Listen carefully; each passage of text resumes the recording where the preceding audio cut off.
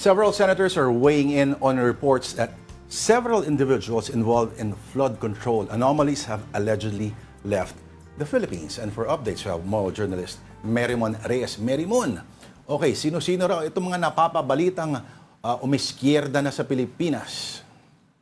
Magandang hapon, Denise. Lord, walang nabanggit na pangalan in specific pero ibinahagi ni Senate Blue Ribbon Committee Chairman Senator Rodante Marcoleta na doon sa mga nasasangkot sa mga maanumalyang flood control projects sa bansa, may ilan daw dito from the side ng mga contractor, nasa ibang bansa raw. At sa impormasyon nga raw na natanggap niya, meron daw nasa Amerika na as of now. And nung natanong natin kung meron bang commitment na nasabi na babalik ang mga ito, hindi pa raw nila masabi kasi nga nasa ibang bansa. Pero may mga representative naman daw ito para sa mga isasagawang pagdinig ng Blue Ribbon. Pero hindi niya raw masiguro syempre kung may sapat ba, may capacity raw ba na ma-represent talaga itong supposed na kanilang kliyente para sa pagdinig. And ang nasabi naman dyan ni na Senator Marcoleta and even si Senate President Pro Tempore Jinggoy Estrada, walang kapangyarihan ang Senado para mag-issue ng hold departure order. Pero maaari silang maglabas nga ng request for yung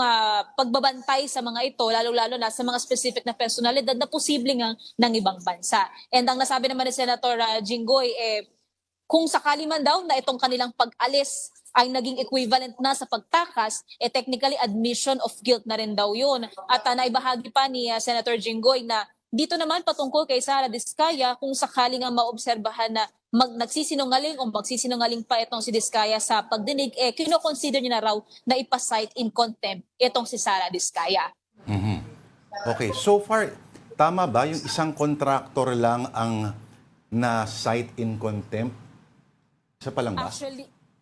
Actually, nung netong huling pagdinig lang Blue Ribbon, una, nagkaroon pa, parang tatlo sila Yumir Villanueva, mula sa YSMS, and even si Edgar Acosta ng High Tone. Pero dumating kasi itong dalawa, si Yumir tsaka yung mula sa YSMS, ang nangyari na lang, imbis na ipapasight in contempt at mag-i-issue ng arrest warrant para dito kay Edgar Acosta, is mag-i-issue sila or nag-issue sila ng show cause order na lang. Kasi technically by meron siyang may parang hierarchy din pagdating doon sa pagpapatawag sa mga tao dito sa Senado. Pero so far ang pinakasinabi by the end of the hearing is show cause order ang ibibigay dito kay Edgar Acosta. And yung doon sa sinabi naman ni Senator Marcoleta ng mga nasa ibang bansa, parang ang nasabi niya so far is dalawa raw yun. And yung isa parang bumalik na raw, yung isa na lang daw yung tinitignan pa raw nila kung sakaling nasa ibang bansa pa kung babalik sa susunod na pagdinig. Ang next schedule ng Blue Ribbon supposedly Monday, September 8, pero kino-consider din ni Senator Marcoleta kung baka pwede raw gawin sa araw na walang plenary session para mas mabigyan ng oras itong isyong ito. Naku, speaking of oras, yung mga nagkiskisan kahapon ba, nagkaayusan na? Ako so far, dito naman sa Senado, tahimik pa naman, pero baka mamayang 3:00 ng hapon sa plenaryo, magkaroon pa ng kaunting tensyon. Pero pagtingin din natin doon sa agenda, so far nakaalis pa lang sa mga privilege speeches, yung continuation pa kanila Senadora Risa Hontiveros, kanila Senator Ping Lacson, so far wala pa, pero anything could happen during the session. Senator tuloy. Merimon. Sorry, balikan ko lang yung sinabi mo na sinasabi ni Senator Marcoleta na individual who's already out of the country, aabangan kung babalik o hindi. But ano ba yun? Minomonitor ba outside of the country? Because if you would want to get to the bottom of everything, I'm assuming gugustuhin nilang kunin ang sasabihin ng lahat ng tao who's involved. May monitoring bang ganyan?